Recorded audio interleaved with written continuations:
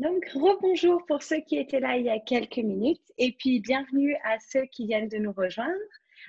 Aujourd'hui, je suis accompagnée de Corentin et d'Erwan et nous allons vous présenter 5 conseils pour maintenir le lien au sein de vos équipes ainsi qu'une bonne coordination. Tout d'abord, on va revenir un petit peu à la logistique, juste pour vous rappeler que ce webinaire est enregistré et que vous recevrez par email la présentation ainsi que l'enregistrement à la suite de la séance. N'hésitez surtout pas à utiliser la section questions-réponses pour poser vos questions. Erwan répondra à certaines de vos questions à l'écrit. Corentin et moi-même répondrons à des questions en direct à la fin de cette séance. Et puis, comme je vous l'ai indiqué précédemment, on vous montrera comment poursuivre cette conversation en ligne à la suite de ce webinaire. Eh bien, écoutez, je pense qu'on est prêt à commencer. Je vais d'abord donner la parole à Corentin qui va se présenter rapidement. Bonjour à tous, Corentin, ravi d'être avec vous aujourd'hui. Je fais partie de l'équipe Grand Compte chez Asana. On accompagne les grandes entreprises à travers l'Europe dans leur cadrage projet et leur adoption d'outils. Et du coup, je m'appelle Marie, je travaille au sein de l'équipe communauté à Asana et je m'occupe principalement de notre forum en ligne et je m'occupe aussi d'organiser des événements communautaires en Europe. Donc, juste un petit mot avant de rentrer dans le vif du sujet. Asana offre actuellement des licences business gratuites aux organisations qui sont impliquées dans la lutte contre le Covid-19. Donc, si vous travaillez pour l'une de ces organisations, n'hésitez surtout pas à suivre le lien à votre écran et je crois qu'Erwan va aussi vous le mettre dans le chat. Et n'hésitez pas non plus à le partager au sein de votre réseau. Nous allons maintenant couper le chat et vous demander de rediriger vos questions dans le question-réponse qui se trouve en bas de votre écran. Donc, n'hésitez surtout pas à poser vos questions. Comme je vous le disais, Erwan y répondra à l'écrit et on répondra à certaines d'entre elles à l'oral. Ok, donc pour commencer, jetons rapidement un œil à notre ordre du jour. Donc aujourd'hui, on va parler des résultats très intéressants d'une enquête menée ces dernières semaines par Asana sur le thème du travail à distance. On abordera également le thème de la clarté et de la transparence. On verra en quoi ça consiste, pourquoi ces concepts sont si importants lorsqu'on parle de coordonner et de faire collaborer ces équipes. On passera ensuite aux 5 astuces à mettre en œuvre sur Asana pour faciliter le travail à distance. Et puis, comme promis, nous terminerons ce webinaire sur une session de questions-réponses en direct. Mais avant ça, chez Asana, nous avons pour mission d'aider les équipes du monde entier à avancer. Le nouvel environnement au sein duquel nous évoluons oblige beaucoup d'entreprises à s'adapter à de nouvelles pratiques commerciales qui représentent donc autant de défis à relever. En travaillant avec des équipes de différentes tailles et de différents univers, nous avons identifié certaines conditions clés qui favorisent la réussite des équipes. Et puis, pour mieux comprendre comment les équipes travaillent en ces temps de crise et analyser leur transition vers le télétravail, Asana a commandé une étude sur l'anatomie du travail des équipes à distance. Cette étude a été menée par Censuswise du 6 au 15 avril 2020 auprès de 5140 travailleurs basés en Australie, en Allemagne, au Japon, au Royaume-Uni et aux États-Unis. Et du coup, cette étude avait pour but d'évaluer les changements de comportement et d'attitude chez les travailleurs à temps plein adoptant le télétravail. Donc aujourd'hui, on voulait vous partager quelques informations clés qui sont ressorties de cette étude.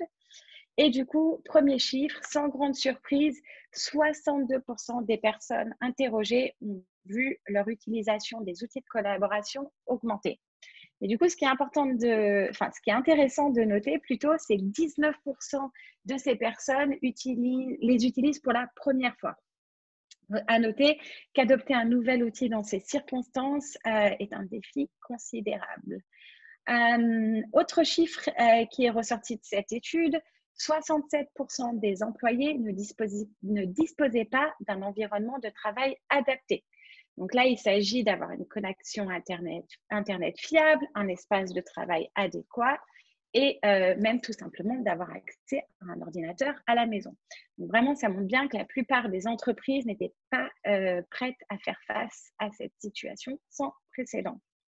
Et puis, dernière statistique dont je souhaitais vous parler, pour 79% des employés interrogés au Royaume-Uni, le manque d'interaction sociale liée au travail s'est fait sentir. Donc, les Britanniques se placent second derrière les Australiens sur cette thématique, mais ça montre bien l'importance de maintenir ces liens sociaux, même lorsqu'on est éloigné physiquement. On verra d'ailleurs dans la dernière partie de ce webinaire quelques astuces à utiliser sur Asana pour vous aider à maintenir ces liens sociaux. À présent, on va parler de quelques principes clés qui nous semblent essentiels à la réussite d'une équipe. Et donc, deux de ces concepts principaux sont la clarté et la transparence. Donc, ces deux principes jouent un rôle important en temps normal pour le bon fonctionnement des équipes, mais ils sont d'autant plus déterminants lorsqu'on travaille à distance ou dans des situations exceptionnelles comme celles que l'on a connues récemment. Donc, qu'est-ce qu'on entend exactement par clarté et par transparence? En fait, il s'agit de mettre tout le monde au clair sur les objectifs, sur les responsables des différentes actions qui vont nous permettre d'atteindre ces objectifs et sur les échéances, c'est-à-dire de savoir à quel moment chaque tâche doit être réalisée. Pour permettre la continuité des activités et pour rester au soutien des équipes qui opèrent dans des circonstances extraordinaires, la clarté et la transparence sont des facteurs qui sont ô combien importants. Ça consiste notamment à connaître la relation entre les tâches individuelles et les projets les plus importants et savoir à quel but et quel objectif ce travail est rattaché. Donc, avec un système où l'organisation du travail est claire, les employés comprennent mieux l'importance et l'utilité de leurs propres actions. Et par ailleurs, si la clarté est toujours une notion essentielle, elle l'est vraiment d'autant plus quand les membres de l'équipe ne se trouvent pas dans la même pièce. Parfois, si vous n'avez pas votre chef ou vos collègues à proximité, vous pouvez avoir rapidement tendance à perdre le fil de vos priorités et à vous dire, et du coup, maintenant, sur quoi dois-je travailler?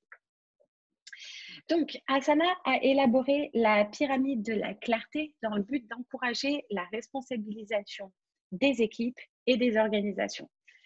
En tant que plateforme de gestion de travail, Asana apporte toute la clarté nécessaire à votre organisation et du coup vous permet d'éviter le temps redouté work about work. Et pour ceux qui ne sont pas familiers avec le work about work, on fait référence à ça fait référence en fait à toutes les tâches que vous effectuez chaque jour et qui ne sont pas liées directement au cœur de votre métier. Donc, quelques exemples, ça peut être répondre à vos emails, faire de la planification, assister à des réunions qui sont plus ou moins superflues ou tout simplement rechercher des informations. Et du coup, ce qui est important de noter, c'est qu'en moyenne, un employé consacre 60% de son temps de travail au work about work. Donc, vous voyez que ce n'est pas négligeable. J'en reviens à ma pyramide de la clarté. Vous voyez que la mission qui trône tout en haut de la pyramide est le moteur de tout ce qui se passe dans chaque équipe ou entreprise. Donc, tous les objectifs, les projets, processus et toutes les tâches découlent de cette mission et ont pour but de lui donner vie.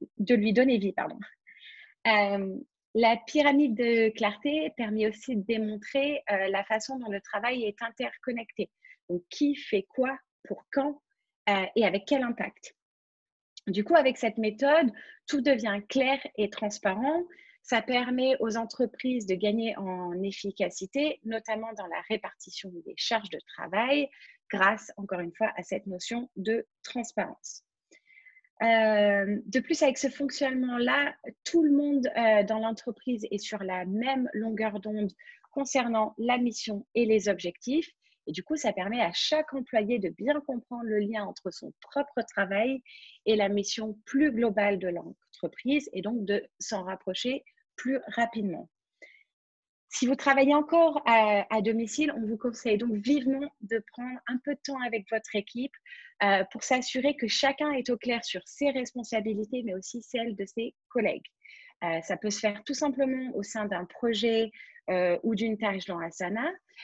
L'essentiel, c'est vraiment de disposer d'une source de référence à laquelle chacun puisse se référer en cas de doute. Ok, donc nous avons expliqué en quoi la clarté et la transparence sont importantes. Donc on va voir maintenant comment les mettre en œuvre. Et pour cela, je vais rendre la parole à Corentin. Très bien.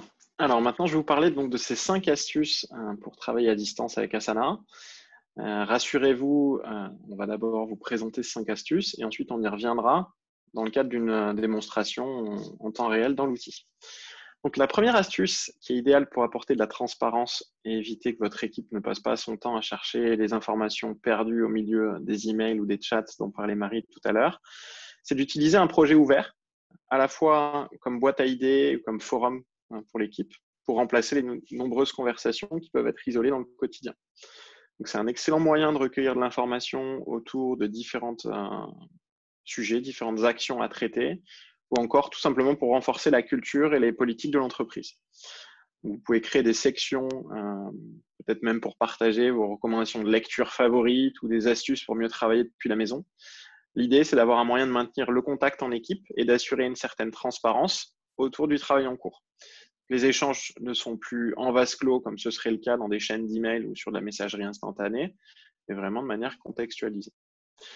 Seconde astuce, pour bien s'organiser à distance, c'est de publier des mises à jour de statut dans Asana. Donc, la vue progression dans chaque projet vous permet de mettre à jour régulièrement le statut d'avancement du projet. Vous pouvez choisir une couleur, vert, jaune, rouge, pour indiquer que le projet est dans les délais, à risque ou en retard, et ajouter une note écrite pour plus de détails. Vous verrez, je vous montrerai également qu'on peut utiliser les mentions pour identifier des personnes, remercier rapidement des membres de l'équipe ou faire référence à des tâches spécifiques sur Asana.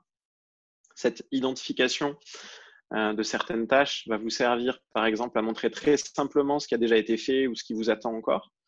Maintenir le lien avec vos collègues et rester en phase sur le travail réalisé est le meilleur moyen pour faire avancer ces projets.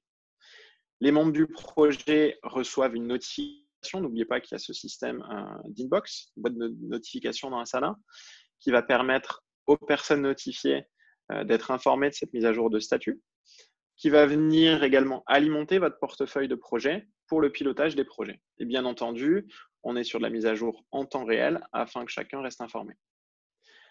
Troisième sujet, c'est la publication. Troisième sujet, j'y viendrai juste après. L'idée, c'est de vous utiliser en fait, d'utiliser ces statuts de mise à jour de projet lors de vos réunions pour résoudre les points de blocage et pour aborder les questions stratégiques, au lieu de vous cantonner autour de tables habituelles où vous allez prendre la température des projets, mais sans vraiment savoir ce qui s'est passé depuis votre dernière réunion.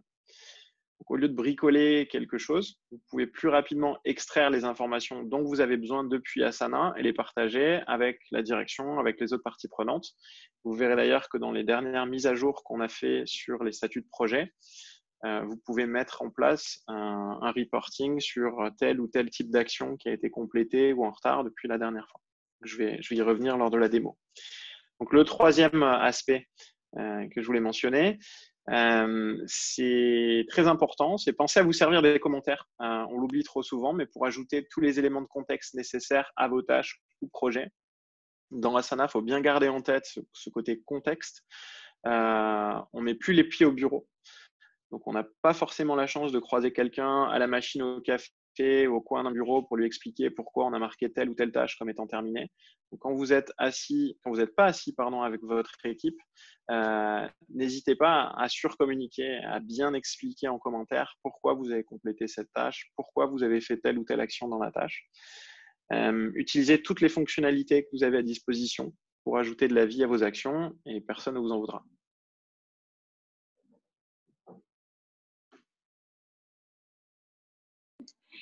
Donc, quatrième astuce, on vous conseille d'indiquer tout ce qui se passe dans vos projets grâce aux champs personnalisés. Donc, les champs personnalisés vous permettent d'ajouter des données supplémentaires aux tâches de vos projets dans Asana. Vous pouvez créer différents types de champs personnalisés, des champs d'étapes, de priorités, de coûts ou en lien avec tout autre élément important pour votre équipe ou pour votre entreprise. Tout le monde dispose ainsi d'informations claires sur le travail qui se déroule au sein de l'organisation. Je voulais vous signaler qu'il existe deux types de champs personnalisés sur Asana. Les champs locaux qui sont spécifiques à des projets ou à des portefeuilles, et les champs globaux qui peuvent être utilisés à l'échelle de votre organisation. Donc, Corentin va vous montrer en pratique comment les utiliser dans quelques minutes. Mais avant ça, je voulais vous parler de notre dernière astuce du jour, fixer les limites grâce aux fonctionnalités de gestion des absences. Donc, quand vous commencez à travailler depuis chez vous, la structure bien établie que vous connaissez au bureau n'existe plus et les frontières sont mouvantes entre le professionnel et le personnel. Du coup, on se prend assez vite à travailler dès le réveil, on oublie de déjeuner, d'un coup, faire la vaisselle devient une priorité. Et puis, même la fin de votre journée ne se termine pas à l'heure habituelle puisque vous êtes déjà à la maison. Donc, on vous conseille vivement d'utiliser le mode ne pas déranger pour pouvoir communiquer clairement vos horaires de travail et les moments où vous n'êtes pas disponible. Et puis, à rappeler que ce mode vous permet aussi de bloquer les notifications et donc de ne pas vous distraire et de ne pas vous ramener au travail quand vous êtes sur un temps personnel. Et là encore, on vous conseille de prendre un moment avec votre équipe pour convenir de vos heures de travail et pour s'assurer que tout le monde en soit au courant et ensuite les paramétrer sur votre compte Asana. Corentin, je te repasse la oui, parole. Ouais. Parfait. Donc, on a vu ces 5 astuces. Maintenant, on va passer directement à la mise en pratique. Je vais partager mon écran. Et en théorie, vous devez voir mon écran. Donc, tout d'abord, ce que je voulais vous montrer, c'était cet exemple de projet ouvert avec différentes sections que vous voyez ici. Donc, action à démarrer, un peu de fun pour référence. L'idée, c'est d'avoir un moyen de garder le contact au sein de l'équipe. Et comme vous pouvez le voir, les tâches peuvent correspondre à différentes informations. Il y en a qui sont vouées à être actionnées. Il y en a qui sont vouées à être ici pour référence. Vous avez ici des sections, donc action à démarrer, pour les discussions en ligne ou pour avoir en ordre du jour lors du prochain meeting. Je recommande aussi de garder une section référence et une section où il y a des éléments peut-être moins formels ou plus amusants. Donc, ça aide à maintenir une forme de lien social. Donc, vous voyez ici, on a indiqué par exemple priorité du mois, les documents qu'on veut lier pour l'équipe, des sujets de développement personnel, éventuellement des archives. Bref, une variété de contenus. Ensuite, ce que je voudrais partager, c'est une mise à jour de statut de projet. Donc, vous avez un onglet progression dans votre projet Asana. Je reste donc dans le projet travail à distance de l'équipe. La direction, imaginons, souhaite savoir comment s'est déroulée cette transition. Donc, je vais pouvoir faire une mise à jour de statut ici. Et donc, d'indiquer télétravail.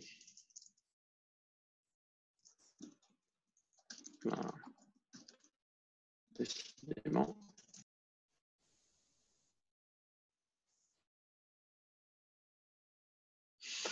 Donc, je définis ici mon statut de projet dans les délais.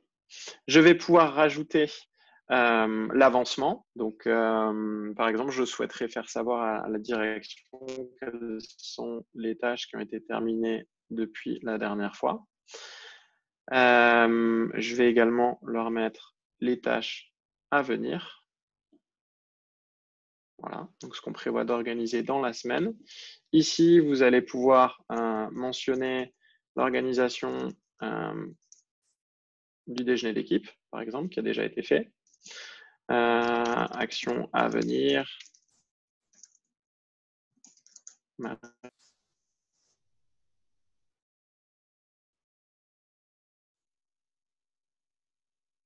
Comme vu avec Martin. Ça nous permet de publier ce statut. Donc vraiment, depuis peu, on a la possibilité de les personnaliser, comme je viens de vous le montrer.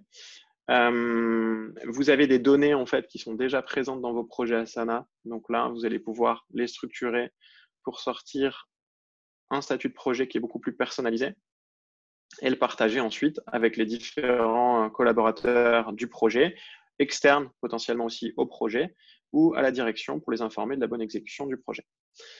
Donc, très bon moyen de s'assurer que tout le monde est à jour. Et en plus, on prend les devants et on communique en toute transparence à tous les niveaux de l'entreprise. Astuce suivante, très simple, c'est donner le contexte dans les commentaires et les discussions. Donc, si je reviens sur mon projet ici, on va par exemple prendre cette tâche-là, ou non, définir le responsable. Voilà. Ça, c'est une tâche qui m'a été affectée. Pardon. Donc, je considère que elle est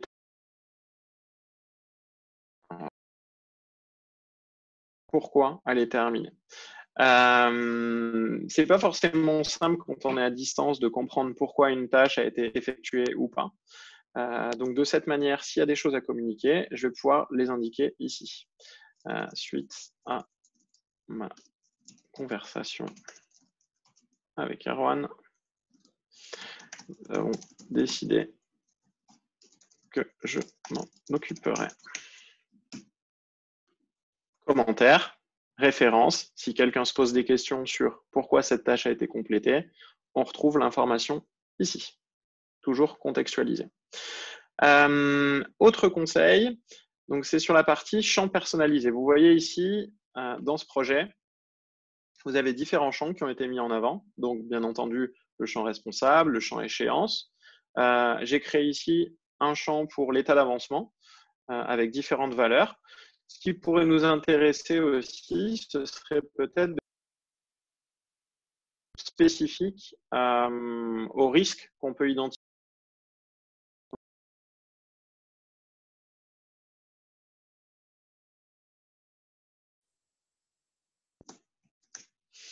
On va dire niveau faible, moyen, fort. Je vais définir un code couleur intéressant pour ça. Donc fort, généralement, ça va être rouge. Moyen, on va le mettre en violet. Et faible, comme ceci. Si besoin, je peux définir que ce champ sera disponible dans d'autres projets, donc en l'ajoutant à la bibliothèque, ou soit le cantonner à mon projet. Et vous voyez qu'ici, je peux très simplement donner des informations. Dans chaque tâche, vous allez retrouver ce champ priorité forte. Et l'intérêt aussi d'avoir ces champs qui apparaissent sur le projet, ça va vous permettre de retrier votre de ce critère-là ou du critère état ou du responsable. Bref, à vous de voir comment vous souhaitez utiliser ces champs. Pour information, ça peut être des menus déroulants, ça peut être des données numériques, ça peut être des champs libres. Donc vraiment, laissez libre cours à votre imagination et puis surtout à la manière dont vous souhaitez travailler pour mettre en avant ce qui vous intéresse. Ensuite, le conseil dont je vous parlais tout à l'heure, c'était la partie où je crois que c'était Marie qui indiquait l'indicateur congé, ne pas déranger. Donc, on va parler de ça. Première chose, dans paramètres de profil, je vais pouvoir ici indiquer travail généralement de 9h à 18h. Contactez-moi sur mon mobile pour urgence. Et là, vous pouvez indiquer votre numéro. Bref. Vous enregistrez les. On va repasser aux paramètres du profil. Et ici, on va aussi pouvoir travailler cette partie, d'abord congé, comme l'indiquait Marie. Je vais être absent la semaine prochaine, donc je l'indique de manière très claire dans mon Asana, de sorte que mon profil puisse être grisé avec mon indicateur d'absence. Mes collègues ne demanderont pas de me rendre des comptes lors de mon absence. Et enfin, la partie ne pas déranger, où vous allez pouvoir indiquer que vous souhaitez être tranquille le soir de 18h à 8h du matin. Le dimanche, le samedi, pas de notification Asana, merci. Et vous allez pouvoir mettre ça à jour directement. Je l'utilise d'ailleurs pas que pour les vacances, mais le week-end, comme vous l'avez vu aussi, c'est quelque chose que je mets beaucoup en avant. C'est bien d'avoir des notifications sur Asana. Néanmoins, ça peut devenir envahissant si on ne met pas les bons paramètres.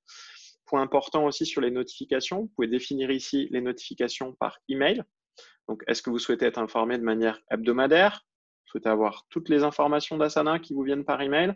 Moi, la recommandation que je vous donne à ce sujet-là, c'est que dès que vous avez pris l'habitude d'ouvrir votre Asana de la même manière que vous ouvrez votre boîte mail le matin, désactivez toutes vos notifications mail parce que des mails en plus en utilisant Asana, c'est justement d'en avoir moins pour avoir des conversations contextualisées et des actions très claires avec des personnes responsables et une date butoir. Donc voilà pour cette partie de notification. Je pense que ça nous fait un tour d'horizon sur les 5 astuces. Donc je vais repasser la parole à Marie. Merci pour cette démonstration, Corentin. Donc, vraiment, bien que cet ensemble de conseils ne constitue en aucun cas une stratégie exhaustive concernant le travail à distance, en mettant l'accent sur les astuces qu'on vient d'évoquer et que vous voyez à l'écran, vous et votre équipe pouvez commencer à travailler ensemble en toute transparence. Et du coup, maintenant, la parole est à vous. Donc, on a reçu déjà quelques questions, mais je vais vous inviter à poser toutes vos questions en utilisant la section questions-réponses qui se trouve en bas de votre écran. Donc, n'hésitez pas à nous poser des questions sur le travail à distance ou sur d'autres sujets liés à Asana. Et n'hésitez pas non plus à peut-être partager un conseil ou une approche qui est adaptée à votre cas. On se fera un plaisir de vous lire à l'oral. Et du coup, je vais demander à Erwan, qui se trouve aux mains du question-réponse, de nous dire quel type de questions on a reçues. Oui, donc bonjour tout le monde. Effectivement, on a reçu des questions, donc merci déjà pour ces questions. Il y en a quelques-unes auxquelles je n'ai pas répondu puisque je me suis dit que vous alliez y répondre en direct.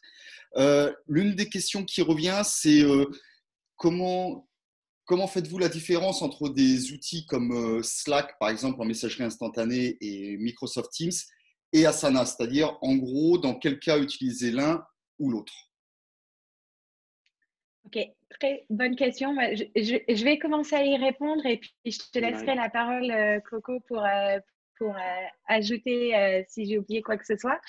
En règle générale, à Asana, on utilise tout ce qui se trouve déjà dans Asana et qui existe déjà sous forme de tâches ou de projets. On essaye vraiment de communiquer directement dans Asana. Donc, par exemple, quand on a commencé à travailler sur ce webinaire avec Corentin et Erwan, on avait une tâche et à chaque fois qu'on a eu besoin de communiquer à propos de ce webinaire, on a utilisé directement les commentaires sur cette tâche. Tout ce qui, vraiment, que ce soit à l'échelle d'une tâche ou d'un projet, voire même à l'échelle d'une équipe. Donc, il y a des fois où quand on souhaite communiquer une mise à jour à l'ensemble de notre équipe, que ce soit au sujet d'un projet sur lequel on travaille ou même quelque chose qui n'existe pas encore dans Asana, si c'est une grosse mise à jour, on va utiliser la conversation d'équipe. Si encore une fois, on parle d'un projet qui existe déjà dans Asana et qu'on souhaite partager une mise à jour, on va utiliser la mise à jour de projet. Mais vraiment, on essaye de se tenir un maximum à communiquer directement dans Asana pour s'assurer que tout le monde ait accès à ces informations-là et qu'en fait, ça ne reste pas en vase clos entre juste certaines personnes sur une messagerie instantanée. Après, chez Asana, on n'utilise pas Microsoft Teams pour communiquer, on utilise Slack.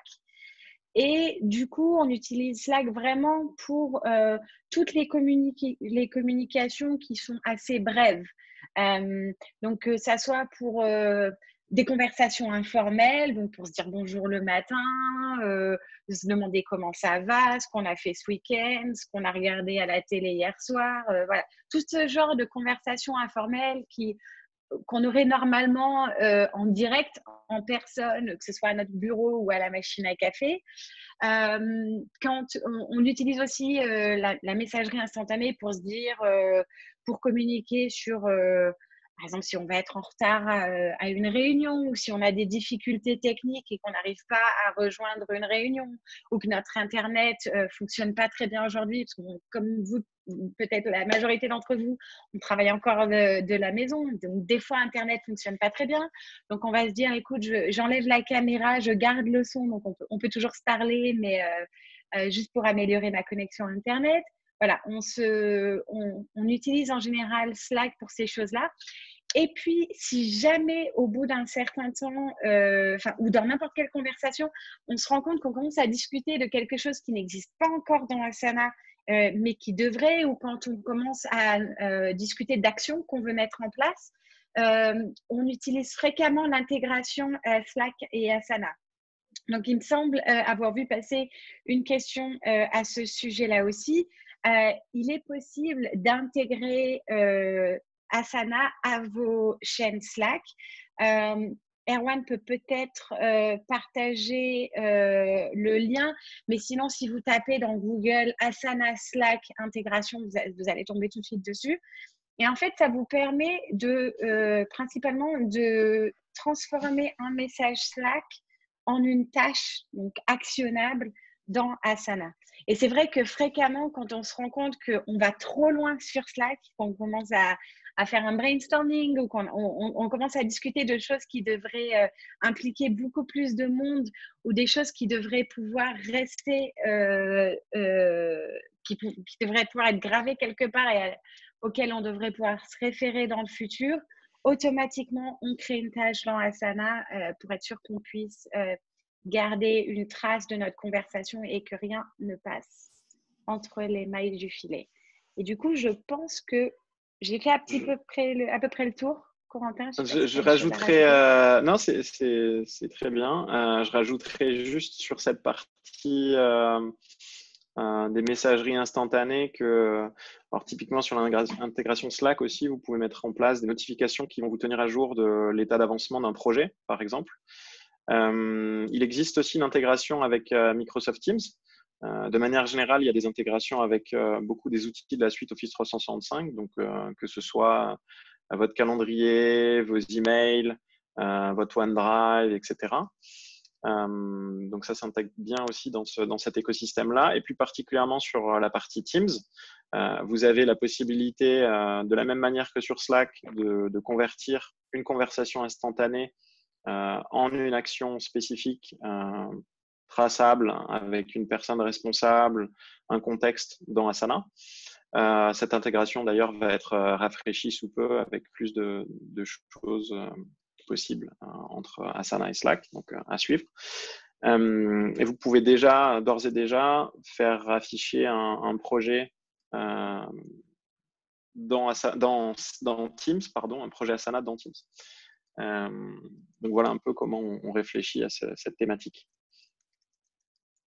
Action instantanée, conversation instantanée, Slack, Teams. Action traçable, référence à un projet, référence à quelque chose à faire avec du contexte directement dans Asana.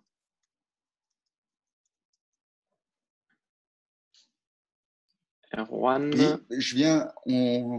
Une autre question très intéressante alors de Franck. Je vais vous faire un petit résumé parce que c'est en 2 temps, mais vraiment très bien.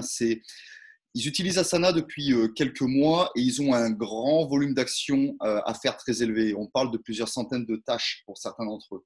Et la question est, quels conseils pourriez-vous donner pour mieux organiser ces nombreuses tâches? C'est-à-dire tout ce qui est les prioriser, les classer et surtout les plus urgentes en avant et celles qui le sont moins un peu plus en arrière. Mhm. Je vois que Franck précise que là, c'est sur la version gratuite. Donc, sur la version gratuite, c'est vrai que ça va être plus limité pour ce côté priorisation. Néanmoins, la manière de le faire, je pense que ça peut être de gérer à la fois au sein d'un projet les bonnes sections pour indiquer peut-être voilà, qu'est-ce qui est à traiter en priorité ou plus tard. Découper ça en fait selon les thématiques que vous allez traiter si c'est en réunion dans un projet réunion, ou si c'est dans votre section mes tâches, enfin dans votre partie mes tâches dans Asana, pouvoir mettre les tâches à faire aujourd'hui, à faire plus tard, à faire demain. Je crois qu'il y a 3 sections différentes. Dès lors que vous êtes dans la version payante, alors que ce soit Premium, Business, Enterprise, là, vous allez avoir beaucoup plus de possibilités pour la priorisation et l'organisation de ces tâches-là, notamment via les champs spécifiques que je vous ai indiqués tout à l'heure, donc les champs personnalisés dans les projets. Vous allez aussi rentrer dans une possibilité de créer des rapports de recherche avancés. Donc, c'est un reporting, en fait. Pouvoir lancer une requête à travers tous les projets, toutes les tâches que vous avez dans Asana. Par exemple, vous avez besoin de trouver toutes les tâches qui correspondent à tel critère avec une priorité élevée à travers les différentes équipes que vous avez mis en place. Donc, vous allez pouvoir sortir ça ranger par date butoir ou par personne responsable, sauvegarder ce rapport et avoir un rapport qui est dynamique. Donc, dès que vous allez le requêter et que vous allez cliquer dessus, vous allez sortir les dernières datas disponibles dans votre Asana. Donc, une vue en temps réel des priorités en fonction des critères que vous aurez mis dans votre recherche. Donc, je pense que ça, c'est une bonne manière de le gérer aussi. Voilà. Je voulais juste ajouter quelque chose, Corentin, Oui. parce que je crois que Franck, juste au fait que Franck utilise la version gratuite, un moyen peut-être de contourner le fait de ne pas avoir accès aux champs personnalisés, c'est d'utiliser les étiquettes. Oui, les tags, tout à fait. Voilà. Donc, les étiquettes, ça vous permet d'ajouter un label à chacune de vos tâches. Et donc, vous avez la possibilité d'utiliser une étiquette priorité élevée, priorité moyenne. Donc, vous pouvez recréer avec les étiquettes ce qu'il est déjà possible de faire avec les champs personnalisés. Je ne vais pas vous cacher que c'est plus limité quand vous cherchez après à filtrer vos projets, etc. Vous n'avez pas autant de possibilités qu'avec les champs personnalisés, mais en tout cas, ça peut être un bon moyen, et c'est un moyen peut-être plus visuel aussi d'indiquer un niveau de priorité que ranger ses tâches par section. Une autre chose, je pense, et une autre raison pour lesquelles, une autre chose qui, à mon sens, est super importante quand on parle de prioriser son travail et ses tâches en général, c'est d'utiliser mes tâches. Donc, je sais et de vraiment organiser la section mes tâches de manière systématique chaque matin. Et dans la section mes tâches, vous avez donc 3 parties. Vous avez aujourd'hui, bientôt et plus tard. Et en fait, vous avez la possibilité de créer d'autres sections. C'est-à-dire que dans votre partie aujourd'hui, vous pouvez créer une section urgente, une section peut-être quick wins, donc quelque chose que vous pouvez faire entre 2 meetings ou rapidement et qui va vous permettre de gagner du temps. Mais n'hésitez pas en fait à hiérarchiser vos tâches et à les déplacer et à les organiser entre guillemets dans des sous-sections. Donc, n'hésitez pas si vous ne savez pas comment créer une section, vous pouvez rapidement jeter un œil à notre guide, mais moi, personnellement, le moyen le plus simple que je trouve, c'est d'utiliser le raccourci Tab N. Ça vous permet de créer une section dans votre mes tâches et donc de réorganiser, par exemple, vos tâches par priorité pour aujourd'hui. Et moi, personnellement, c'est quelque chose que je fais chaque matin avant de débuter mon travail. Et à ce sujet, d'ailleurs, Marie a raison, vous pouvez vraiment bien personnaliser cette partie-là. Pensez aussi à ranger dans la section mes tâches. Vous avez la possibilité de trier par date, par projet, Donc, à vous de voir ce qui est le plus important pour vous. Est-ce que c'est ces sections qui sont les plus pertinentes? Est-ce que ce sont le tri par projet, par date?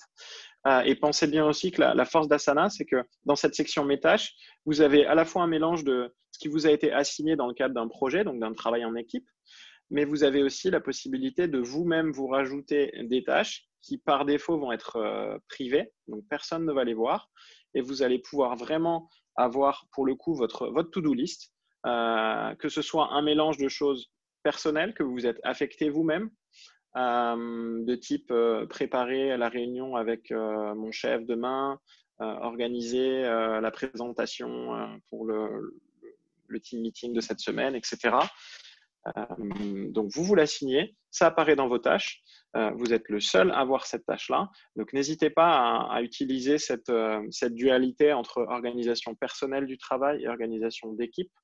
Et si une tâche devenait une tâche personnelle, devenait une tâche d'équipe, vous pouvez toujours utiliser cette tâche pour la rattacher dans un projet depuis la tâche, voire la rattacher à plusieurs projets. Ça aussi, c'est un point qui est assez fort dans Asana, c'est qu'une tâche a la possibilité de vivre dans plusieurs endroits en parallèle, donc vous ne la dupliquez pas. Simplement, vous y accédez peut-être depuis le projet organisation du meeting hebdomadaire de l'équipe, mais peut-être que cette tâche-là, elle doit aussi apparaître dans le projet de tout ce que vous avez à faire pour, j'en sais rien, la préparation d'une plaquette marketing ou pour l'organisation de votre site web, par exemple. Donc, ce point-là, cette tâche-là, elle peut apparaître dans les deux projets en même temps, alors que c'est bien la même tâche. Voilà pour ça. Erwan, oui, alors il y en a une qui est intéressante ici, peut-être compliquée à répondre, mais vous allez voir, c'est plus en fait comment persuader entre guillemets les plus récalcitrants à utiliser justement Asana et à continuer à l'utiliser dans le temps, puisque c'est pas tout le monde qui va être très intéressé d'entrer à utiliser ça et on en a forcément besoin au niveau de la collaboration des équipes.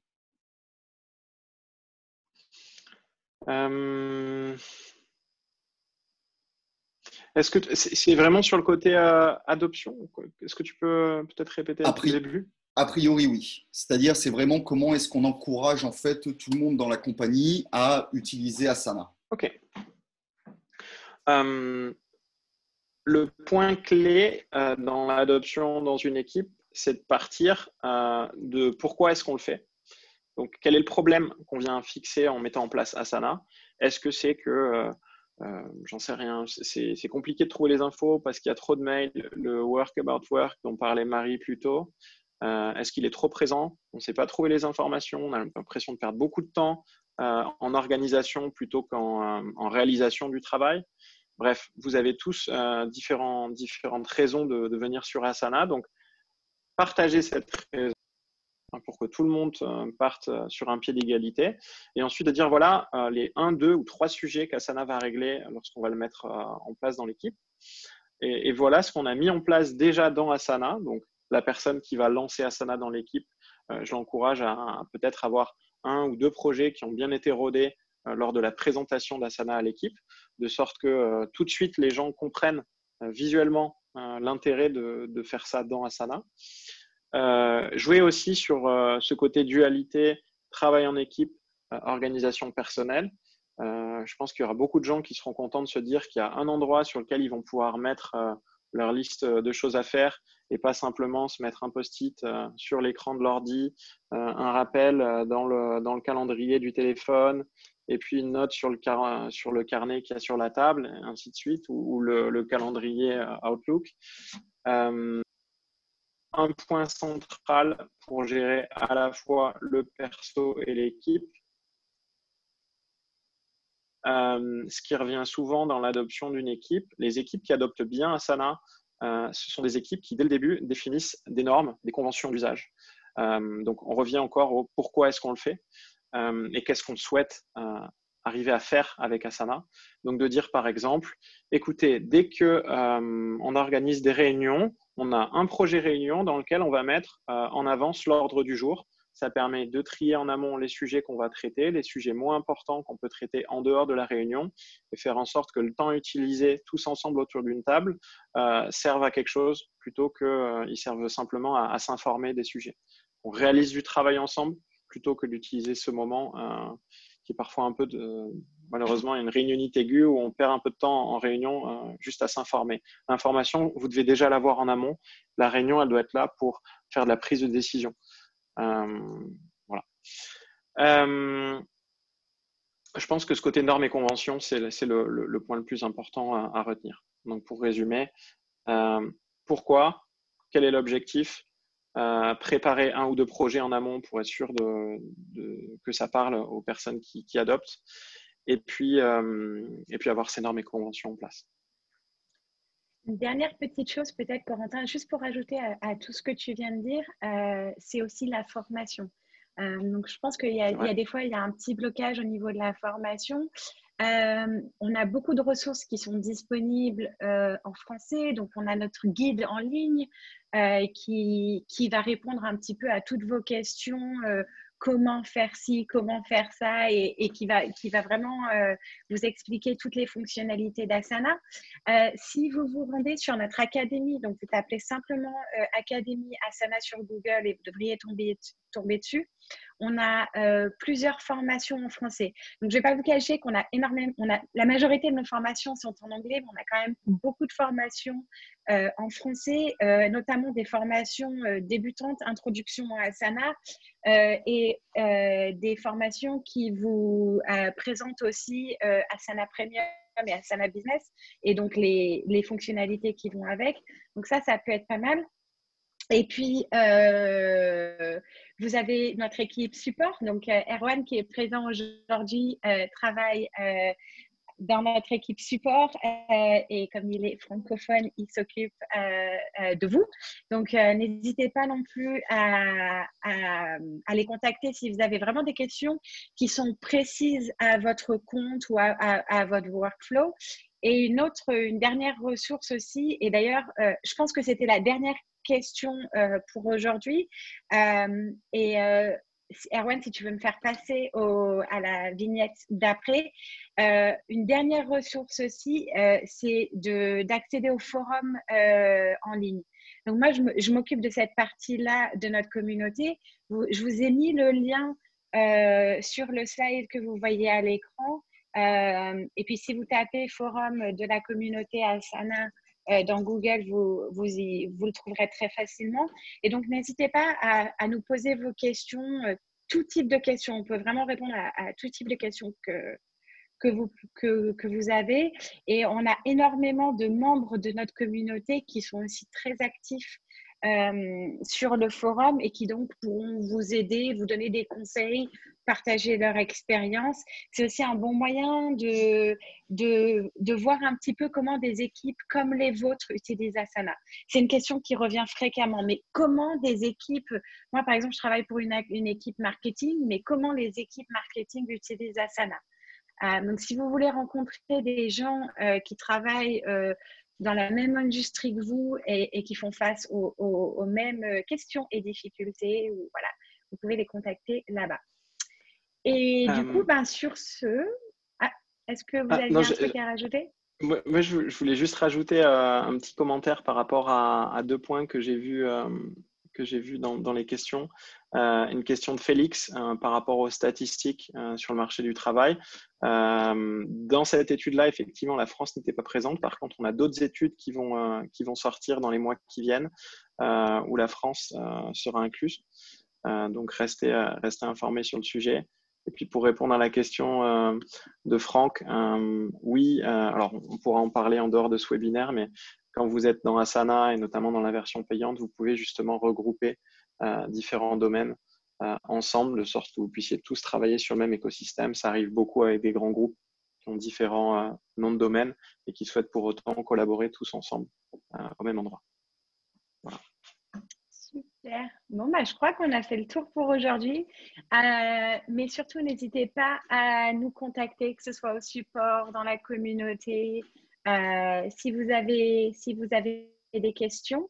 Et puis, juste une dernière chose avant de vous quitter, vous dire qu'on organise régulièrement des événements communautés, des webinaires. Donc, pour vous tenir un petit peu au courant des événements qui seront à venir, vous pouvez vous rendre sur events.asana.com et retrouver tous les événements virtuels ou prochainement les événements près de chez vous qu'on va organiser. Et sur ce, je vous dis merci de nous avoir rejoints aujourd'hui et à très bientôt pour d'autres événements Asana. Bye. Merci à vous. Au revoir.